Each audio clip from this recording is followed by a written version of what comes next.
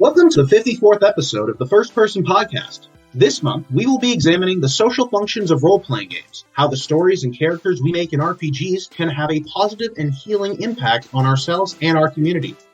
We look at the benefits that have been acknowledged through role-playing game studies and the real impacts that RPG media has had on the rhetoric surrounding disparaged communities.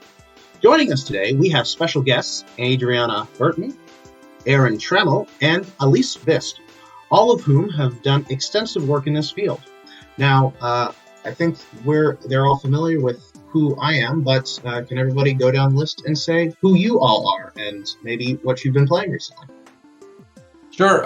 My name is Trammell. I'm an assistant professor at UC Irvine, and I study tabletop games in all their many forms. I'm editor-in-chief of the journal Analog Game Studies. I've got 2 books coming out. One is on the history of whiteness and games and hobbyists over the course of the 20th century, and the other is a theory of play that centers BIPOC people. So I'm really excited to be here. I love first-person scholar, so this is like a dream come true chatting with you all. Hi everyone, I'm Adrianna Burton. I'm a PhD student in informatics, also at the University of California at Irvine. My research generally focuses on the intersection of representation, identity making, and analog games. You can find me on the internet as Adri Adventures, probably anywhere. And game-wise, I've been playing a lot of Cat Cafe Manager. I'm Elise Vist. I'm doing a PhD at the University of Waterloo, and my research focuses on intimate publics online and fandom. And I am currently playing Thirsty Sword Lesbians, a pretty fun TTRPG with some friends on the internet. And you can find me on the internet at Visticuffs, but I'm not often there because I've been swallowed by K-pop Twitter on a different account. So maybe I'll see you on the internet. And I should just interject because I forgot to talk about what I was playing. Last game I played was Blades in the Dark, which was a lot of fun.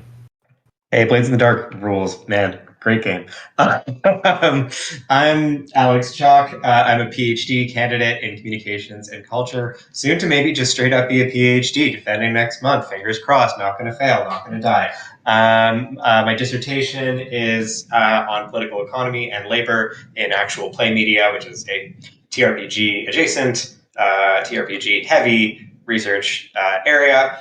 Currently playing mostly Elden Ring. I haven't finished it, and it continues to eat up all of my time. But I've also been playing an ongoing campaign of an in-development powered by the Apocalypse RPG called Eidolon Become Your Best Self, which is based on JoJo's Bizarre Adventure and is an extremely good time. And my name is Giuseppe. I'm the podcast producer for FPS, and I study queer and disability narratives in Dungeons & Dragons. So, yeah. Fun times all around. Now, we should just jump into the questions. Wait, Joey, what are you playing? Oh, what am I playing? Oof. I am not playing anything very new. I'm still on AFK Arena. I've had the account going for over a year now, but it's a solid auto chess game. It's nice. Anyways, let's get to the questions now. So this is out for anyone. In what areas have your own studies found RPG culture impactful? I can kind of kick this off a little. I don't really talk about it that much anymore, but I used to talk about it a lot. A lot of my dissertation research was on the games they played at the Rand Institute, which is a sort of like military think tank in Los Angeles that studied like nuclear deterrence and stuff like that. And so not everybody knows this, but in the 1950s, right when Russia was sort of adopting nuclear weapons and the United States was considering its posture towards Russia, the Rand Institute did a series of role-playing exercises called the Cold War game, where they would basically role-play these different nations and try to figure out what they would do in order to escalate or de-escalate a variety of different political conflicts. The scenarios worked really well. They loved them. They were successful. They felt like they had really strong predictive abilities. But because they took months and months and months to play, right? They were in real time. It was like basically like you go to the office and you're LARPing France for an entire 6 hours of your day. They thought they were completely inefficient, even though they had really high predictive powers, and they moved on to computer modeled simulations, which were more effective. And then, after that, these old war scenarios, like things in Central America, South America, places that you might role play different takes on that. So the history of geopolitics on some level is inscribed with the history of role playing games, and this is even before the invention of Dungeons and Dragons. So like I just use some interesting context for that question, right? Like role playing games have always been really impactful. It's just I think looking under the rocks and trying to find where they're having these deep impacts that's really helpful. That's some really interesting context. I think that historical piece is sort of fascinating. That connection you're drawing in the 1950s and the prehistory of role playing generally. There are a lot of really sort of deep ties to like statecraft and I mean, the warfare, the wargaming roots of D&D are well documented. You reminded me of this YouTube channel, the name of which I'll pull up later. But it's a guy who basically digs up sort of historical role playing games. He does a sort of media archaeology of role playing games, and so he finds things that 15th century Italian, like Venetian courtiers would play. Or like he did a really fascinating episode on the sort of writing and journaling games the Bronte sisters played, and looks at those as sort of precursors to contemporary role-playing games and mines them for inspiration as to how we can play them today. So yeah, I appreciate that bit of prehistory and that reminder that we're not just talking about a thing that was invented in the 70s. On almost the opposite side, a lot of my work focuses right now around Critical Role. So I'm looking very directly at a big part of RPG culture and kind of like our modern moment and thinking about, oh my gosh, why is this resurgence happening right now? And it's so popular. But I always do appreciate, that's one of the things I love about working with Aaron and kind of like taking that step back and kind of thinking about the cultural roots of it, because it's everywhere in gaming in general, and it's everywhere in life. I mean, even I worked at a writing center for a little while, and we did role-playing scenarios, and it had nothing to do with anything like Dungeons and Dragons. Yeah, the Critical Role connection is the one I was going to make as well. Obviously, Critical Role's a huge thing. The thing that I'm really interested in about Critical Role is its growth into this pretty enormous public space of D&D, in contrast to, not to be a total hipster about it, the early days before it was cool when I watched the awful production value on Twitch. I would describe that much more as like an intimate public, something The lot good old days. the good old days before they had like $100 merch, and so the transition of Critical Role from literally just a bunch of friends playing D&D in their living room to something that's like truly a media empire.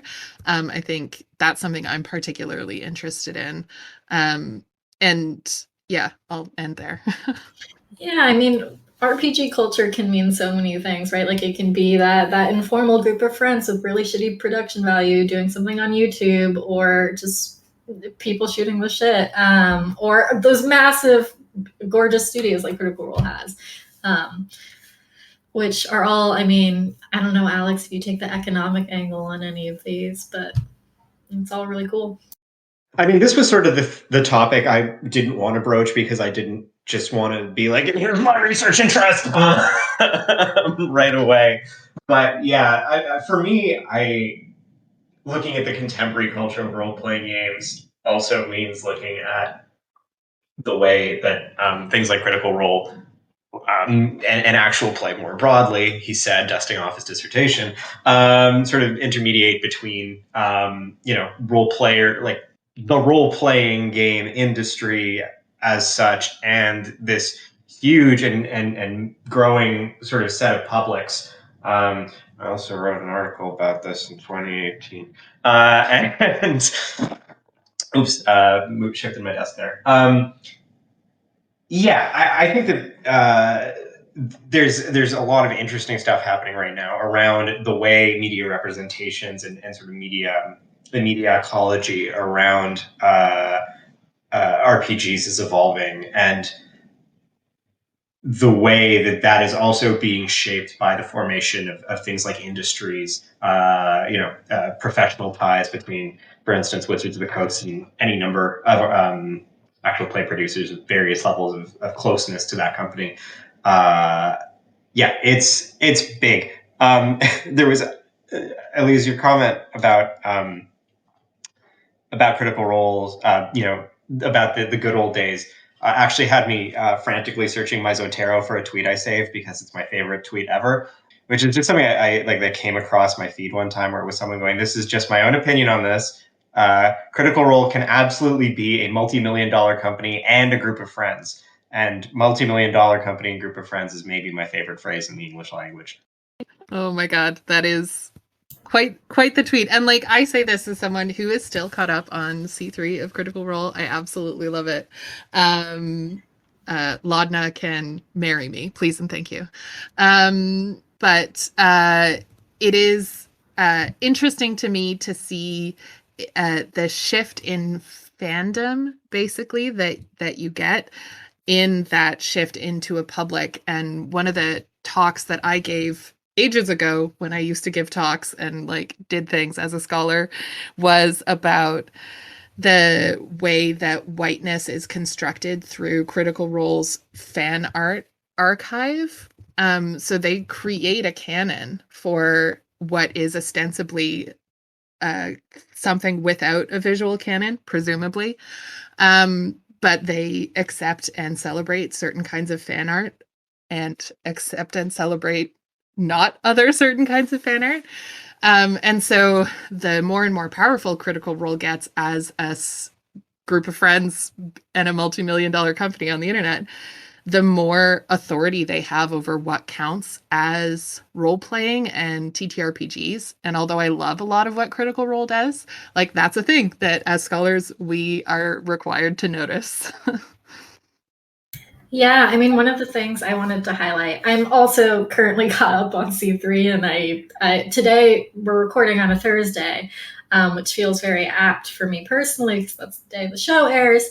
But I also wanted to emphasize the RPG community is so much more than Critical Role. I think we saw a really great example of that when Critical Role did that Wendy's Feast of Legends sponsored episode. And I know Megan Condis did an article on this on Analog Game Studies. But RPG culture, a lot of the fans were so upset about it, and Critical Role took it down, and it was this whole big hoopla. Definitely go read that article. But there are so many moments, not just of like that specific example, where RPG culture, I think, because Critical Role and kind of this trend with Dimension 20 and all those other shows and actual play are so popular right now, I think we kind of forget all the other ways that this community interacts. Yeah, I love what you all are saying. There's so many like interesting threads to pick up on here.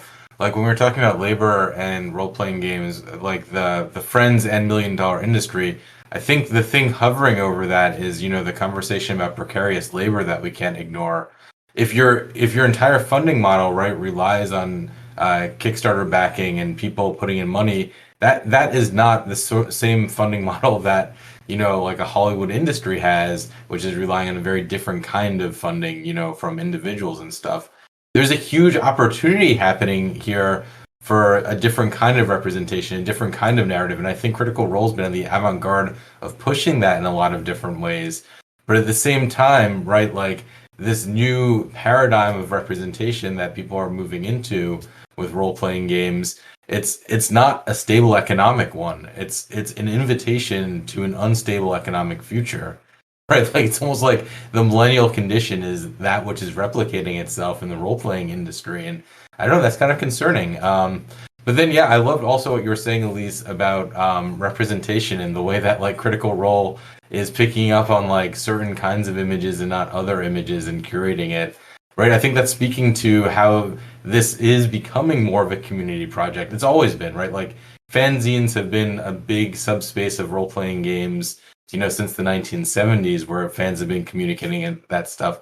But Wizards is really picking up on that as a company now, right? Like they're publishing the Critical Role material. They just bought D&D Beyond because they saw that was a really great fan project that was going to push things in a new direction.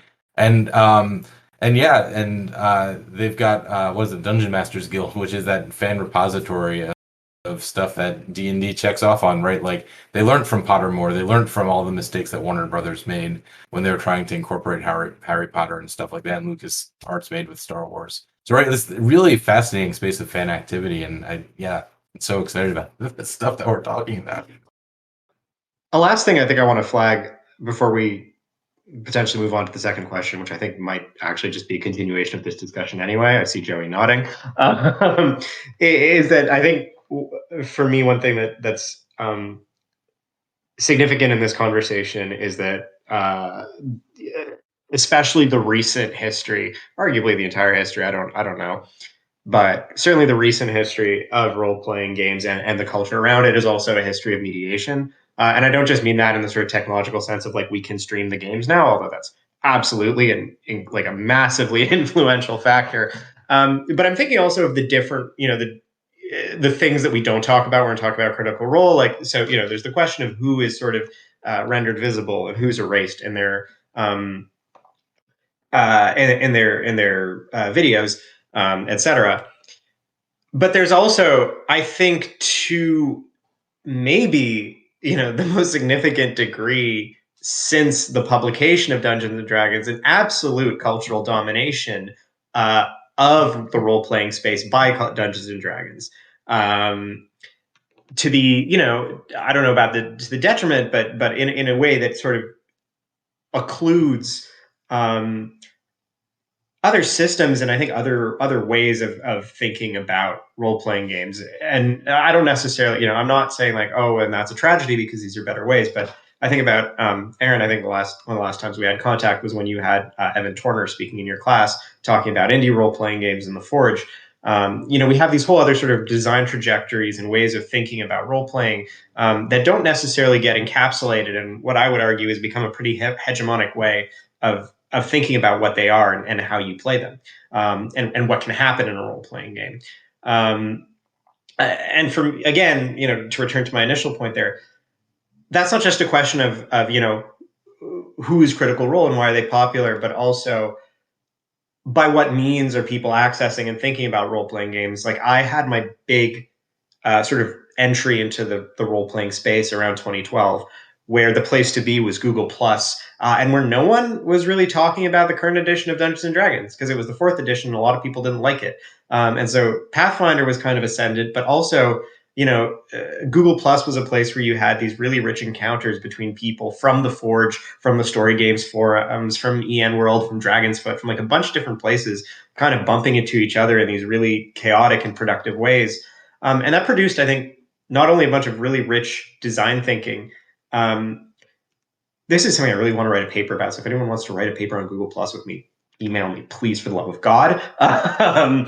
But not just in terms of design thinking, but in terms of what it meant to produce for a role-playing game. Like people were mostly doing like blog posts and like putting things out as PDFs on Google Drive, whereas now those things are largely circulating via itch.io, Drive Through RPG, and Dungeon Masters Guild. So there's a history of commodification there, a history of sort of consolidation in the hands of Wizards of the Coast again. So again, for me, these are all sort of tying around the larger sort of media, technical, social apparatus that exists around these otherwise very analog games. And I think, Aaron, that actually calls back to a really fascinating paper of yours that I just read, I think about the way, I think you can probably explain it better than I can because I'm running out of words here, but something about digital analog games and the digital economy. Yeah, I can talk about that really briefly. So the idea is, like, when we're talking about role-playing games, we're talking about analog games, we're talking about games in general. We're doing kind of a screen essentialism when we just say, like, okay, we play this on a table, so it's a tabletop game. Or we play this on a computer, it's a computer game. Because when you look at the work that goes into tabletop games, it's all digital, right? Like these things are happening on spreadsheets, they're happening in databases.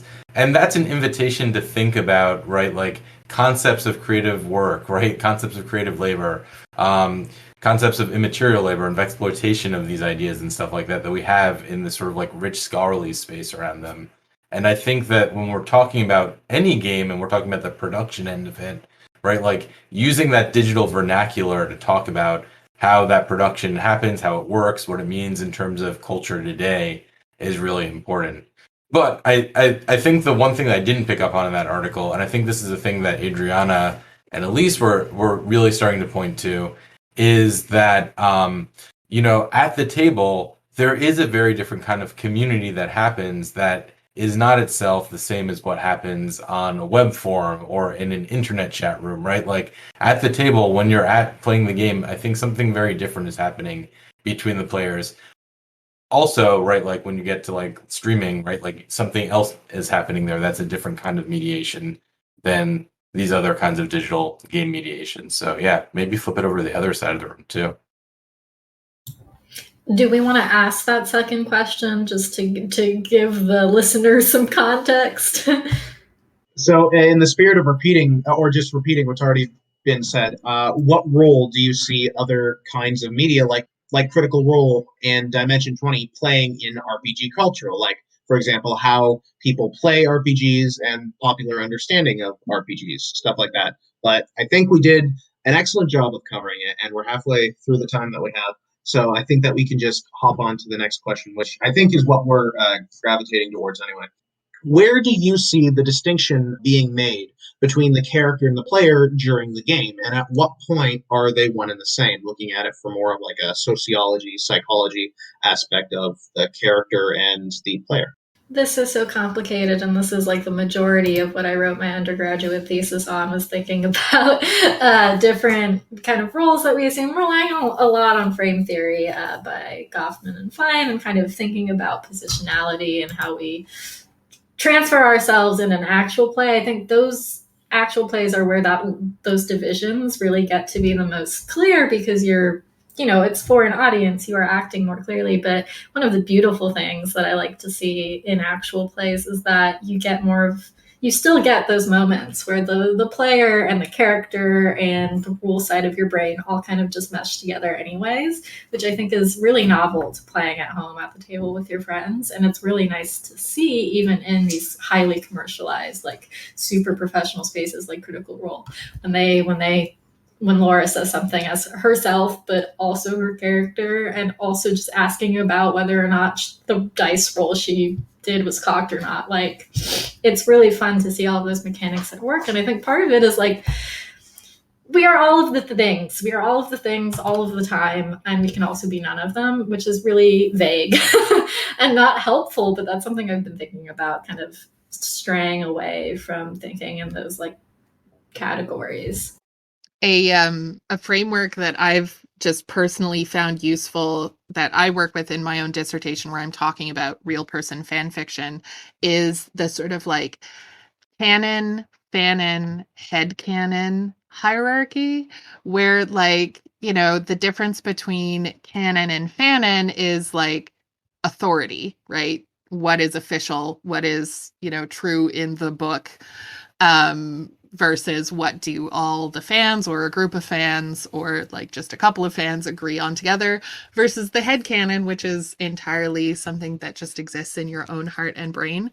And I wonder, like, just thinking out loud at this point, if that might be an interesting way to think about the relationship between player and character, right? Like, where does that live in in that sort of canon, fanon, headcanon distinction? Because I think in some cases I might do something as a character and that's just the character's canon, but then other times I might like feel something as the character, and maybe that's my fanon. Like, I have said before to players in other games, like, well, my fanon for my own character is that this thing is true. And it's like, why is that fanon and not canon? And I think it's part of that sort of messiness that you're talking about, Adrianna. I have so much to talk about. So I show a clip in my classes when I'm talking about role-playing games, which is like the last scene in the movie Mazes and Monsters, where Tom Hanks' character, right, like gets so swept up by the role-playing game that his friends can't console him, and they're like, we're just gonna play along with you, I guess, until we die. We walk into the woods, and that's the assumption. Like, the narrator comes in and says, like, and so this character never leaves the fantasy, and that's the end of things. And I think for a long time, right, like that was the perception that people had about role-playing games, is that this space where reality and fantasy would be totally conflated. There was the media panics that cropped up in the 80s around Dallas Egbert III, who was this like University of Central Michigan, no, Michigan State University undergraduate student who got lost in the tunnels under the school, also played a lot of Dungeons and Dragons, and then I think he dies, and then no, they find him, but then he eventually commits suicide. But his parents hired a detective, and the detective's like, yes, role playing games were the cause of this, basically, right? And this fueled a lot of media narratives around his death and stuff, and right, and this became a sort of thing. The other thing I want to touch on is Nordic LARP, right? Like in the Nordic LARP community, and the story games community, even the Forge community that Alex was talking about earlier, there's a really rich tradition of talking about and theorizing, player and character. Emily Care Boss has infamously coined the term bleed, which is that moment where you play a game and then you kind of still have feelings from the game after it. You might need to do a debrief or something like that. And I think there's a lot of sophisticated tools there, right, for game designers thinking about what it means to separate player and character, how people might experience these things. And I just think that's a really rich thing. I think Sarah Lynn Bowman's written some really wonderful articles on Bleed also, if viewers out there want to read more. It's always great to keep on offering people places to go if they're looking to read more. But yeah, it's a really fascinating topic. Personally, I don't know. I don't totally buy the distinction like Adrianna, but I'll give a spicy story to everybody, which is that my wife and I started dating after we played a game called Screwing the Crew, where we were role playing an old married couple, and we weren't dating before that. And we had some fights, and then afterwards, we were at a coffee shop, we were hanging out, and we were like, "Did you feel something there?" And then we started dating, I guess, to have real fights. So That is so cute. That is wonderful. I didn't know that. Oh my god. Thank you for sharing that. I also think this is a really great example of bleed, because I think when I started talking about Critical Role or Elise, or, like that's a wonderful moment of we're approaching this as you have one side the scholar, you have one side the fan, you have one side just like the person that exists. So that bleed is everywhere. And that's what I really like about role-playing games, is like thinking about these mechanical concepts that we use to construct a role-playing game and finding those parallels where we're taking them from moments in real life. And RPGs are also real life, 100%. And it's really not to make everything about fan fiction, but like that conversation about like, oh, well, those ridiculous Dungeons and Dragons players can't tell the difference between fiction and reality, and they're going to get lost in this illusion. That is what people say about fan fiction writers as well, especially slash writers, especially real person fan fiction slash writers. This assumption that because you are engaging in fantasy, you become incapable of being able to tell the difference between fantasy and reality. And so like one of the things that scholars of real person fan fiction talk about is like, we know it's fictional, it's in the name, right? Like we tell this to ourselves every time. And so I think that like that play with fantasy and that play with like engaging in fictional things and things that are not real within the sort of bounds of set rules or within the bounds of a community, like that's play to me. And I think that's something that I talked about ages ago when I used to write a lot more about games, but this rules-based pretending is like, that's to me the heart of what it is, and that's how you keep it a game. Yeah. So part of the work that I do is around this idea of reparative play, and it was based on the article that you actually wrote from Dungeons and Queers, Elise, and it's on FPS. I'll link it.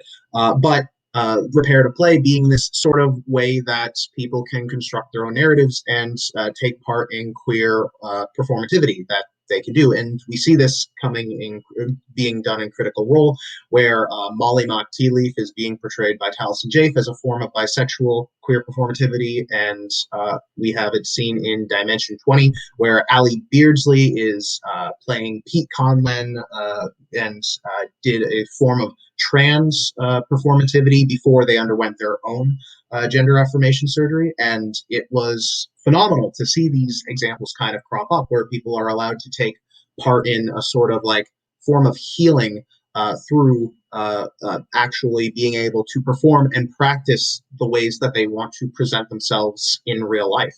So when it comes to like these things not being able to be distinguished between fantasy and reality, it is one of the benefits. The bleed is somewhat of a benefit that you're able to kind of like bring this practice that you get from the game world into your own life and enrich yourself that way. And yeah.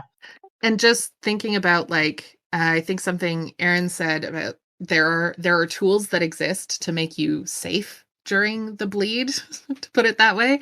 I think that's something that like hopefully, and I think it is becoming very frequent, right? Like to have a session 0, to have a post session discussion, to have that sort of like wrap up, to bring people back, to make sure everyone's feeling good. Like those safety tools are available for things like D&D, which doesn't have its own official safety tools, but also increasingly a part of TTRPGs generally. Like Thirsty Sword Lesbians, which I'm playing, has an in-game reward for using safety tools. It's really cool. You get XP when you use one of their safety tools, when you pause the game, when you retcon something that you didn't want to have happen, when you discuss something with a player. And it's awesome because like we didn't do a whole lot in our first session, but we used our safety tools a couple of times. So I still got to level up. It was great. Elise, I'd like to circle back to something you brought up a minute ago, which is you made this comparison, right? You drew this line from sort of fan production to play. Like you talked about the way that fanfic or real person fic, which is, by the way, just such an interesting research topic. It's like, so the way that kind of fan production goes, becomes play. But I'm also interested in your thoughts on sort of the way it works in the other direction. And returning to that, so the question earlier of sort of these questions of what's happening at the table. I'm interested in your perspective on, also play in these sort of social settings and in these sort of collaborative settings as a form of fan production, how that sort of fits into those discourses.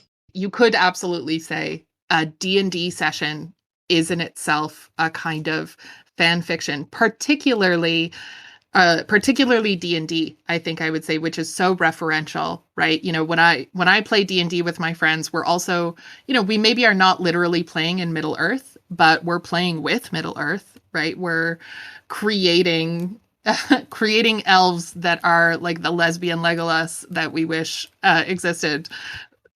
No reason to bring that up. And so like there's definitely literal ways in which TTRPGs can be like fan fiction. Exactly. And I wonder, something that I'm really curious about, and I hope other scholars write about because I don't have the energy, the ways in which people who have started playing D&D as a result of like My Brother and Me, as a result of Dimension 20, as a result of Critical Role, especially if you play in the rule sets that those actual plays create. What is that? Is that fan fiction? Like if you play in Tal'Dorei, is that fan fiction? Maybe. So I'm actually doing that right now. Yay!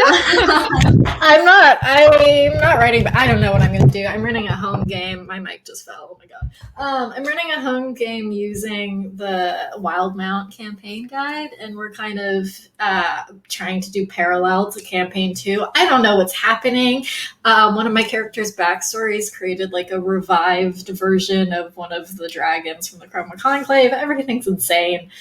But yeah, it's also a question I'm very interested in, and maybe I will have the motivation to research eventually. But I think a lot of people are starting to play as a result of watching these shows, and you get some really interesting and different styles of play as opposed to like having found a Dungeons and Dragons handbook in the bookstore as a teenager like I did and just starting to play. It's a really different experience. And not to like, anyways, I'm not going to couch this, but we play, you start playing D&D as a result of Critical Role, and you're kind of creating fan production within that setting that we might call fan fiction. But if you started playing D&D because like your brother's older brother ran a session for you based on his own idea of what fantasy is and what is allowable play, like maybe you continue to create fan fiction of his world for the rest of your D&D life, right? So I am just so fascinated by that question of is D&D, like where does D&D fit? So yeah, one thing I think about here is when you go back to like the 1970s and stuff, when you look at the early D&D games, right? So much of it, when you look at like player logs, so much of it is also fan fiction, right? Because at that point in time, right, there's only like one samurai movie. There's so many westerns that people want to emulate, but the things that we consider fantasy, right, and we geek out on, we can see like a movie a week on, because the entertainment industry thrives on fandoms these days.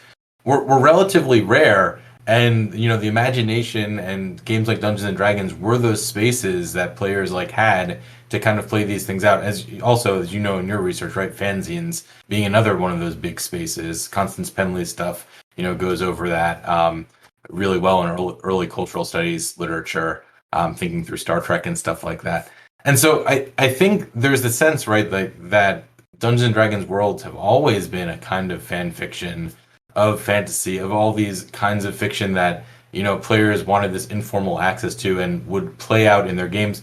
But also, one thing that they did in fanzines is they'd write logs. They'd write adventure logs where they describe their game, they describe what happens, they describe when their characters made out with each other, when their characters went adventures with each other. I think I've read some logs where there's even like kids happening between the characters and stuff like that. It's a whole world and universe that players have been making right in that fan space since the beginning of the game itself. I sort of want to take that cycle of sort of fan production and raise you one more, which is the sort of these funny moments when it lapses back into the mainstream, which again I think is the sort of the mainstream of whatever field it is you're looking at, which I think is one of the things we see happening quite a lot with D&D, which has a very sort of open back and forth with its fan communities, but also the way interlocutors like Critical Role have come to shape the discourses around like D&D as a sort of set of cultural expectations, right? I think like is one of the things you were touching on. We have sort of these ideas of the D&D game, and we sort of work through our place in it. And I think so much of that now is shaped by the play styles of professional actors playing for an audience, and so one of my favorite sort of recent RPG media objects is a system called Quest. Has anyone heard of this? It made, I don't know, a little bit of a splash just before the pandemic, I think partially because the author also writes for Dicebreaker. According to the author, it is a system that was basically reverse engineered from listening to Critical Role in the Adventure Zone. So like sort of taking this blank slate approach to like what is a role-playing game, listening to actual plays, then being like, here's what it sounds like they're doing. I played a couple sessions. It wasn't bad. It's a fascinating little system for anyone interested in these sort of cultural circuits. That's really cool. I'm super excited. I would definitely want to play that game. That sounds wild. Actual play scholars play Quest should 100% be a thing. Let's do it right now. Let's go play. I'm tempted. Also, we were kind of talking about this earlier and it totally escaped my brain, but what I found really interesting is the ubiquity of Dungeons and Dragons as opposed to other systems right now. And one of the things as like a fan I was thinking about was the Adventure Zone briefly dipped into Monster of the Week from Powered by the Apocalypse and then changed back to 5e. And I wasn't super involved in like reading the Twitter and things about like their thoughts on a different system. But I love things that aren't Dungeons and Dragons. So I was not super invested in that shift, but I was around the Adventure Zone at that time. And I remember the decision basically being that they found they could play around with the rules of D&D more comfortably. And I think partly that's because like their DMs and their players were familiar with D&D. And so for them, they could break the rules more easily and feel more comfortable doing it with 5e than with a brand new system that they were, worried about doing wrong. And that's something that I find really interesting about my own experience with D&D. I come back to 5e all the time, and it's because I know it so well. I can rule of cool my way into better mechanics that I have a harder time doing elsewhere. Yeah, and it's really interesting because a lot of these systems are designed to be unlike D&D and give you more of that freedom and that flexibility, and yet we go back to the more complicated one. Anyone have answers? I have a citation just because Joey is in the chat channel telling us that we need to wrap it up. But I just want to drop a couple references for anyone who wants to sort of get some more context on that incident you were talking about with the Adventure Zone and their change of systems. So I don't have time to check which, but it's one of these two essays in oh my God, what's the book called? Role-Playing Games in the Digital Age. It is either Michelle McMullen and Lee W. Hibbard's The Fandom Rushes In, Multiplicity and the Evolution of Inclusive Storytelling through fan participation in the Adventure Zone, or it's Kira Apple's The Limits of the Infinite Imagisphere, Collaborative Storytelling and Audience Participation in the Adventure Zone. One of those two has a very good breakdown of that incident.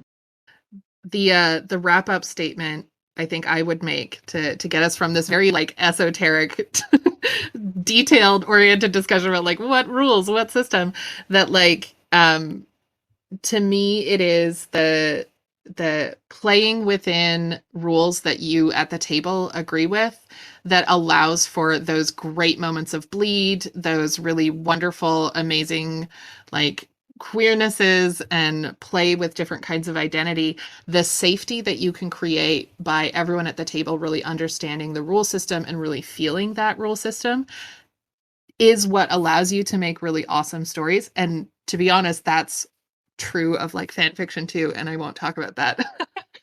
But like that rule system is what lets you play. And so if everyone at your table is familiar with 5e because that's what Critical Role plays, like that's going to be the best way to get your table to do awesome things, in my opinion. Maybe that's a hot take. I don't think it's a hot take, and I think that's something even 5e encourages, right? Take the rules and break them, and I think that's a lot of the power in role-playing games. My piggyback on that quickly is that Wizards of the Coast has invested a ton of money in convincing you that you have to at least break their rules in order to make your game whatever you want it to.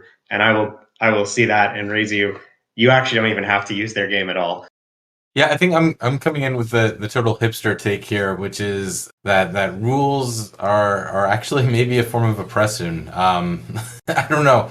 I don't know where to put it, but I think that play polices. I think that we are disciplining ourselves when we play things, and I think rules are a tool of that discipline. So I think there's some pleasure to that, but I also think that there is some power that we're enacting on ourselves there that we ought to be conscientious of. All right. Well, thank you all for coming. I definitely learned a lot, and I have a lot more to think about for my own dissertation work. So thank you for that. But if you all just want to go down the list again and reintroduce yourselves, that'd be great, and we can end off there. Sure. Aaron Trammell, assistant professor at UC Irvine. And I didn't say this the first time, but you can catch me on Twitter with the @ Aaron Tram, TRAM. Adrianna Burton, big question mark, PhD student. Find me on the internet, Adria Adventures. I'm on Twitch and Twitter and Discord and everything. Alex Chalk, PhD candidate. Find me on the internet at alex_I_chalk. That's on Twitter. Email at alexiChalk@gmail.com. And if anyone listening to this is attending CCA or CGSA, that's Canadian Communications Association and Canadian Game Studies Association, I'll be talking about actual play and labor at both of those settings. So if you have thoughts on that and want to tell me that my ideas are wrong and yours are right, please come to those talks. Awesome. I'm Elise, PhD at University of Waterloo. Find me occasionally, very rarely, at Visticuffs on Twitter. And otherwise under secret names in other places. And I am Giuseppe Femia, God Emperor of Podcasts, and thank you for joining us. You can find me at _foolsbait on Twitter. Thanks for listening to the First Person Podcast. You can find us at FPS Weekly or start a conversation using the hashtag First Person Podcast on Twitter. First Person Podcast is produced by Giuseppe Femia with support from the Games Institute at the University of Waterloo.